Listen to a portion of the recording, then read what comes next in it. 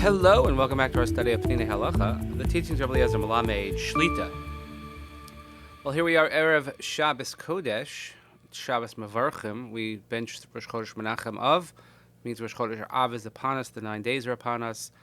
Matos Maseh, a long double parsha, the longest combination of parshas that we could have. Chazak, as we finish Sefer Bamidbar, so a lot going on, and we still continue our learning. We ask you to please continue davening for Chaylei Tzva Haganah Yisrael, for Shlomo Chol Petzua Yisrael, safety of our brothers and sisters in Israel. We learn each day Le'ilui Nishmat Seren Daniel Shimon ben Harav Doron V'Shol Shem Damo. So the next chapter is Klalei Hatzamos. Shlosha Hevdelim Halachtiyim Yeshtam Bein Tzom Tisha B'Av L'Tzomas HaKalim. So we discussed yesterday what we'll call the minor fast and the major fast. So we had 4 fasts, and Tisha B'Av is one of them. But then after the destruction of the second Beis HaMikdash, we kept the higher, more stringent status for Tisha B'Av. So let's look at the difference between Tisha B'Av and the other fasts. So number 1, Tzom Tisha B'Av Nimshach Yemama Shalema.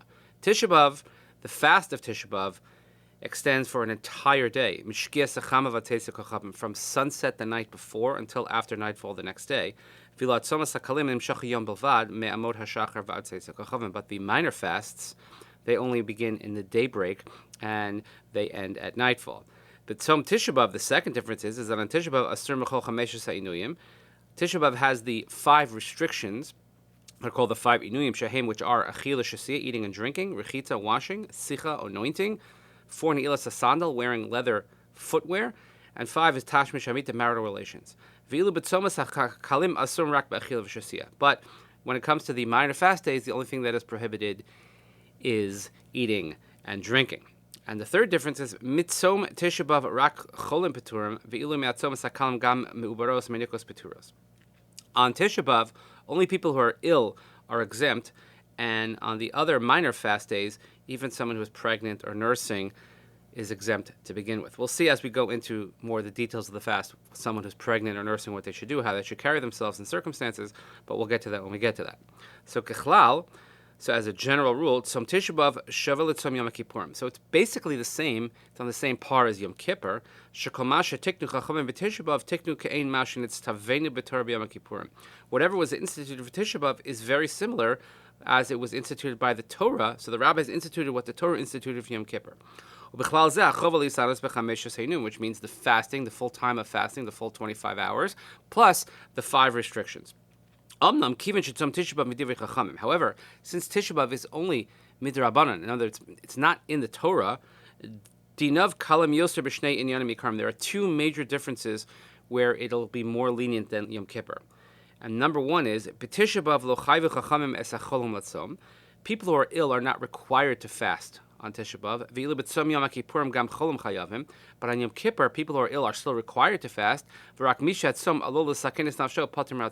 The only exemption is someone where they're so sick that it will endanger their life. That's difference number 1.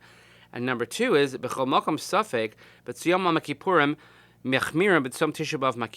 there's any sort of doubt regarding the fast of the prohibitions, on Yom Kippur, we're going to be strict. We're going to take the stringent approach because it is deoraisa, it's from a Torah.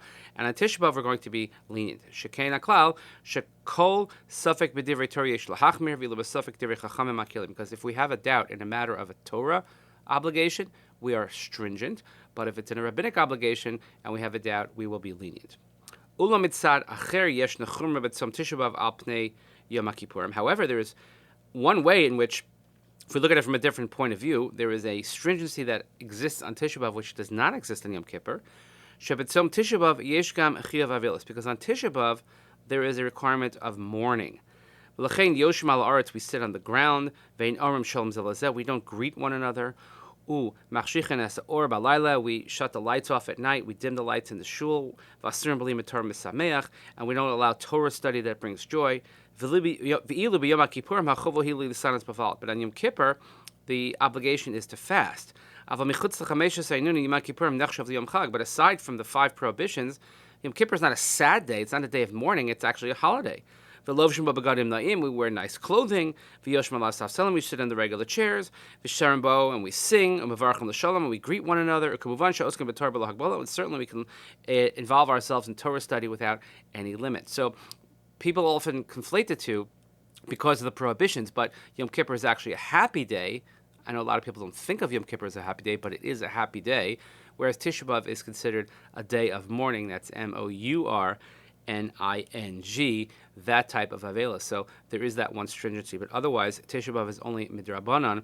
It is only midivrei chachamim, and it is not a Torah obligation like we see with Yom Kippur. So having concluding our week with that, we'll continue next week, Meretz Hashem, but please, wishing everybody a peaceful and restful Shabbos. Please continue davening for Chayei Tzvah and Yisrael, for Shalom and Chol B'Tzvah Yisrael.